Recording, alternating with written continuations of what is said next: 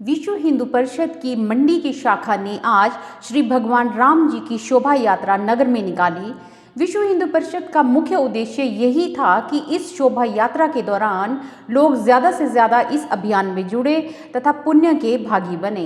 विश्व हिंदू परिषद की मंडी शाखा के अध्यक्ष का कहना है कि उनका उद्देश्य यही है कि हिंदू समाज जागरूक हो तथा अयोध्या में बनने वाले भव्य राम मंदिर में पुण्य के भागी बने तथा अपने समाज में उत्कृष्ट कार्य करें। विश्व हिंदू परिषद के मंडी शाखा के अध्यक्ष का कहना है ज़्यादा से ज़्यादा इस अभियान में जुड़े और पुण्य के भागी बने ताकि आने वाली पीढ़ियां अपने पूर्वजों को गर्व से याद कर सकें। आप जो भी समर्पण करें, 10 रुपए करें, 100 रुपए करें, 1000 करें, लाख करें, 10 लाख करें, 1 करोड़ करें, अपना वो कूपन किसी शीशे की फ्रेम के अंदर बना करके अपने घर के अंदर जरूर रखें। हमारी आने वाली पीढ़ियां, हमारे पोते पड़पोते उस कूपन को देख करके, शीशे के अंदर देख करके कभी वो जब अयोध्या जाएंगे, उस मंदिर को देखेंगे तो स्मरण करेंगे, हमारा स्मरण करेंगे हमारे पूर्वजों ने भी इस राम मंदिर को बनाने में योगदान किया था। आज मंडी के अंदर, यहाँ पर नगर के अंदर शोभा यात्रा निकाली गई। इसका जो उद्देश्य था वो यहाँ पर जन जागरण करने का है ताकि सारे हिंदू समाज तक एक बात पहुँचे कि अयोध्या में भगवान राम जी का जहाँ जन्म हुआ, वहाँ पर जो बाबरी ढांचा वहाँ पर खड़ा था वो अब है नहीं। सुप्रीम कोर्ट के आदेश से वहाँ पर राम जी का मंदिर बनने वाला है। राम जी के मंदिर के लिए ट्रस्ट का निर्माण हो गया है। अब उस ट्रस्ट के आधार पर उस राम मंदिर जो बनने वाला है उसके अंदर प्रत्येक हिंदू का योगदान हो। जो अपने को इस हिंदुस्तान का, भारत माता का पुत्र मानता है, उसका प्रत्येक व्यक्ति का वहाँ पर कुछ ना कुछ सहयोग पहुँचे, इस दिशा के अंदर ये जन जागरण अभियान चले हैं। 15 जनवरी से 27 फरवरी तक पूरे देश के अंदर यह अभियान चल रहा है।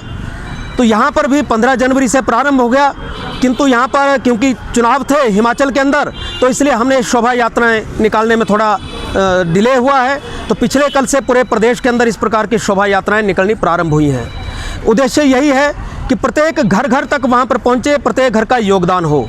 हिमाचल प्रदेश के अंदर हमने 20,958 जो अपने गाँव हैं उन सभी गाँव तक पहुँचने का निर्णय किया है। यहाँ पर 13 लाख परिवार हैं, वहाँ तक पहुँचने का अपना निर्णय लिया है।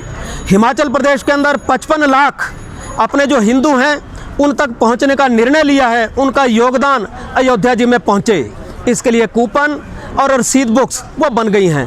पूरे प्रदेश के अंदर इस समय लगभग 3000 टोलियों का निर्माण हो चुका है। पंचायत स्तर तक भी टोलियां बन गई हैं। प्रत्येक पंचायत में 3, 4, 5 टोलियां ऐसी बनी हैं और वो टोलियां अब इस कार्य को प्रारंभ करने वाली हैं। और जो भी निधि हमारी एकत्रित होती है 48 घंटे के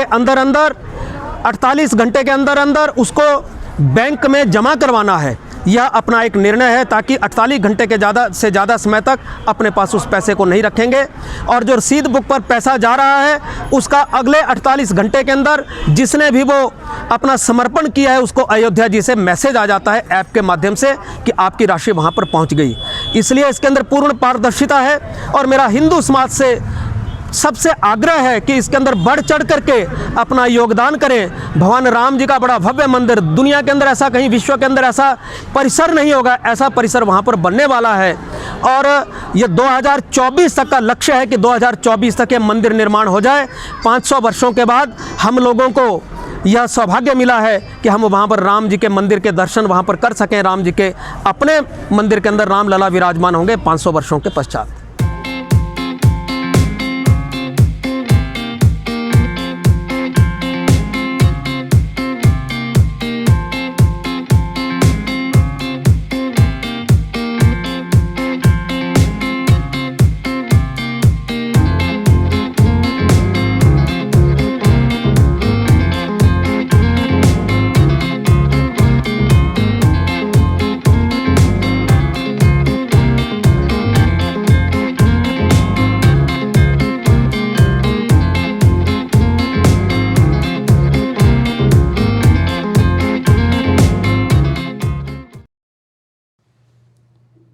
जिला मंडी के सराज विधानसभा क्षेत्र के अंतर्गत थुनाग में हिमाचल प्रदेश के उच्च न्यायालय के मुख्य न्यायाधीश न्यायमूर्ति एल नारायण स्वामी की उपस्थिति में सिविल जज एवं JMIC की थुनाग न्यायालय का उद्घाटन किया गया। इसका उद्घाटन प्रदेश मुख्यमंत्री जयराम ठाकुर ने किया। मुख्यमंत्री का कहना है कि विशेषकर थुनाग और सराज विधानसभा क्षेत्र के लोगों के लिए ये एक ऐतिहासिक दिन है, क्योंकि उन्हें अपने किसी भी काम के लिए मंडी का सफ़र तय करना पड़ता था, जो कि बहुत ही लंबा और खर्चीला भी होता था और इससे समय की भी बर्बादी होती थी। यहाँ पर न्यायालय खुलने से यहाँ के स्थानीय निवासियों को अब भारी दिक्कतों का सामना नहीं करना पड़ेगा। आज हमारे सराज विधानसभा क्षेत्र के अंतर्गत थुनाग के लिए एक बहुत महत्वपूर्ण काम जो संपन्न हुआ है, न्यायाधीश और न्यायाधीश श्री सुरेश्वर ठाकुर जी दोनों, इनका मैं बहुत आभार व्यक्त करता हूं, क्योंकि इनके सहयोग के बिना ये संभव नहीं। मैं यहाँ का विधायक हूं और विधायक होने के साथ साथ एक नई जिम्मेवारी मुझे जो बतौर मुख्यमंत्री मिली है, उस जिम्मेवारी का भी निर्वहन कर रहा हूं।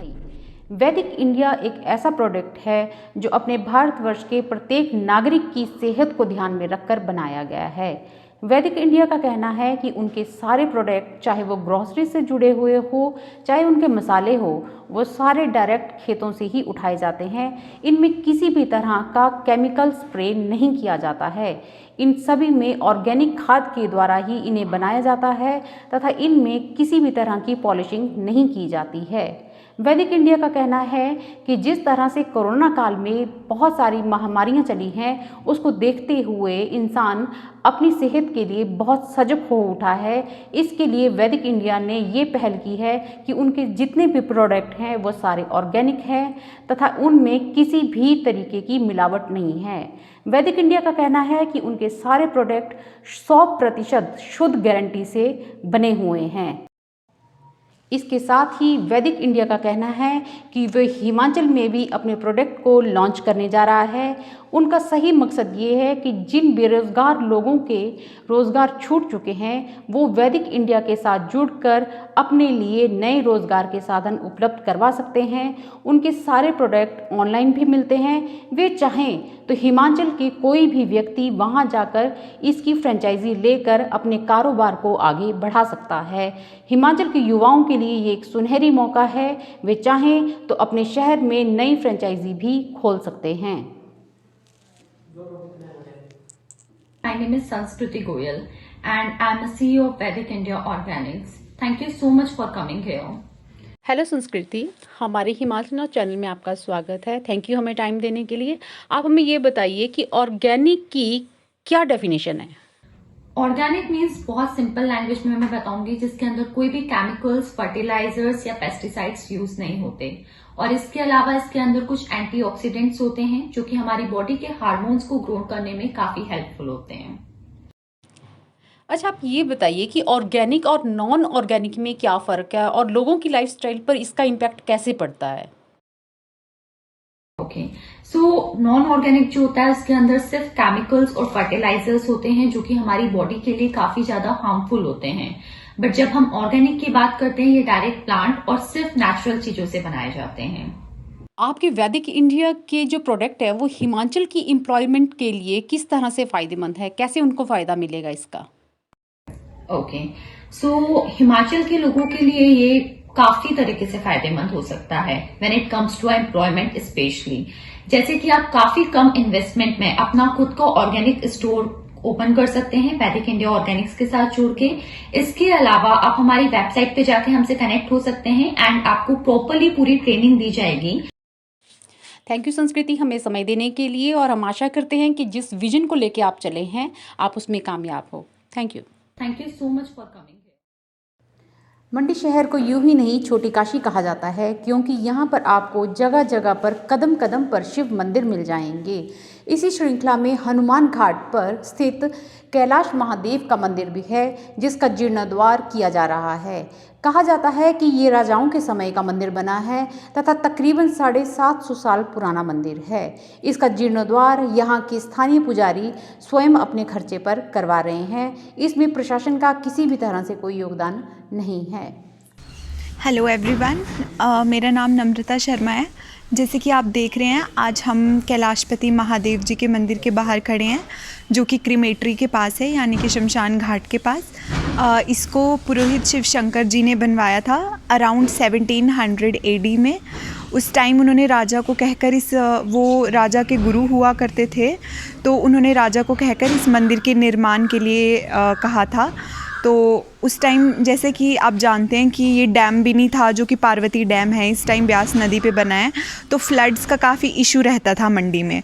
तो ताकि मंडी सेफ़ रहे इन फ्लड्स से, जो कि रेनी सीजन्स में आ जाती थी, तो इस मंदिर को बनवाया गया ताकि भगवान शिव खुद मंडी की रक्षा करें।